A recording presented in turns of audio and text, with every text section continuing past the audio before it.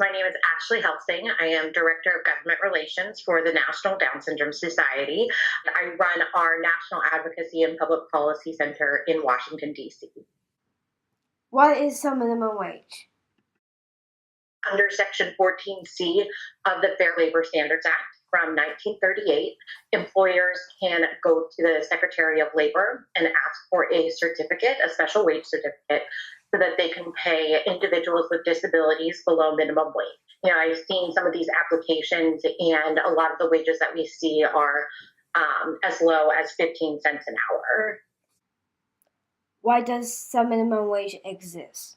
Back in 1938, Frances Perkins was in charge of the Department of Labor. She was an amazing person. She was the first female cabinet secretary in the United States, and she sort of saw Section 14C as the opportunity to incorporate people with disabilities into society. She noticed that, they were never really around and they were kind of hidden in the shadows, but she really saw it as an opportunity to do that. And this was, again, back in 1938. So 80 years ago, people back then were often institutionalized, and, they didn't have the chance to live in society the way they do now. So it really is an 80-year-old law. It's never been a program that's been updated or anything like that. So it was originally around to train people with disabilities so that they could then be moved into competitive integrated jobs. But according to a GAO report back from 2001, 95% of people who are paid subminimum wage will never be paid above that. So they are paid subminimum wage for their whole lives. Why does it make a difference? This is an important law change because people with disabilities live in poverty at a much higher rate than their typically developing peers. 29% of disabled population live in poverty, while only 12% of individuals without disabilities live in poverty. Compared to the national average of 15% in poverty, the rate of disabled people in poverty is almost double. Looking at the distribution of the U.S.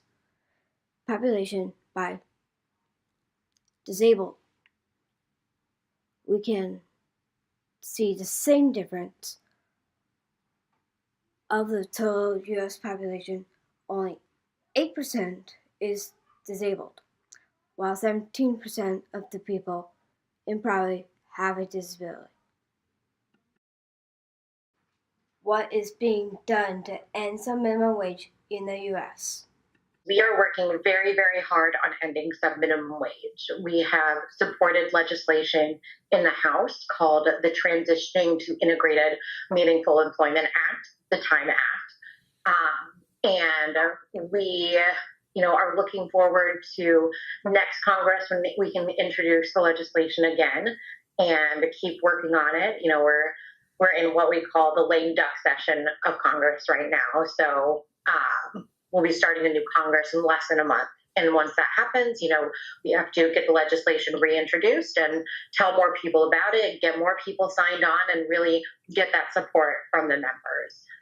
Some other things that we're working on state level legislation. So we're working with people in states around the country, very rural places and very urban places to try and get this done away with at the state level, which will be helpful in our efforts at the federal level to get it done.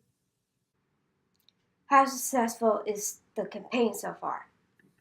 It's going well. We got 52 co-sponsors on this most recent version of the TIME Act. So those are going to be the first people that we talk to in the new Congress about supporting the new legislation. And, every conversation that we have with a member of Congress about this is another step forward. What work is left to be done? A lot of people don't know that this is still an issue, that people with disabilities are still being paid, 10, 15 cents an hour. So I think a lot of our job right now is to educate people and make sure they know about it and make sure that members of Congress know that they can do something about it. Ending subminimum wage was in both party platforms in 2016. So both the Republicans and the Democrats said that they wanted to end the 14C certificate, which is very encouraging. There aren't a lot of things these days that both parties can agree on, but I think most people agree that 14C is outdated and it needs to go away. I think where we struggle as Americans and as a community is the best way to see that happen. Why should Americans support ending subminimum wage?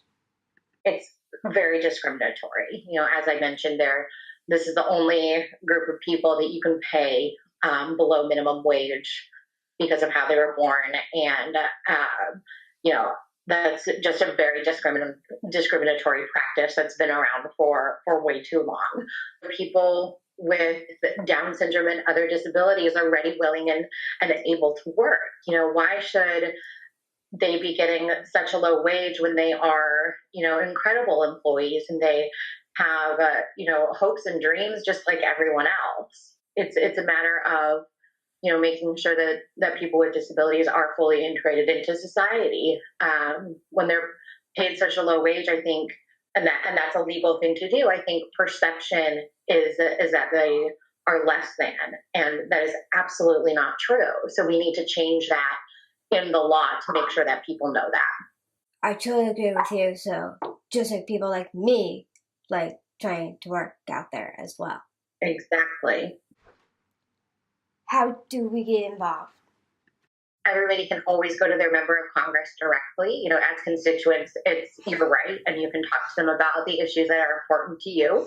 So you can make an appointment and go meet with them and tell them about subminimum wage and your feelings on it, and what you think they should do, which is support legislation that gets rid of it. You can also text law syndrome to 52886. And we can send you updates on the legislation and how to get in touch with your member of Congress directly through email. So that's a very useful tool as well. They love hearing from constituents about the issues that are important to them. What does the future look like for people with disabilities? The future is bright, for sure. Last October, we launched our campaign to end law syndrome. What are other laws that limit people with disabilities? Down syndrome doesn't hold people back, but old, antiquated laws, exactly like subminimum wage, do. Some of those other laws that we are looking to tackle are the very restrictive income limitations for Medicaid and SSI, which are crucial benefits that people with disabilities need to be involved in the community and be healthy and work those full-time jobs if they want to. But unfortunately, the way the programs are set up now, you can't work a full-time job and maintain those vital benefits. So that is definitely something that we are actively working on to see what we can do to make it easier for people with Down syndrome and other disabilities to work and maintain their benefits. It really is a violation of human rights and civil rights. And we're really looking forward to the day when we can say it doesn't exist anymore.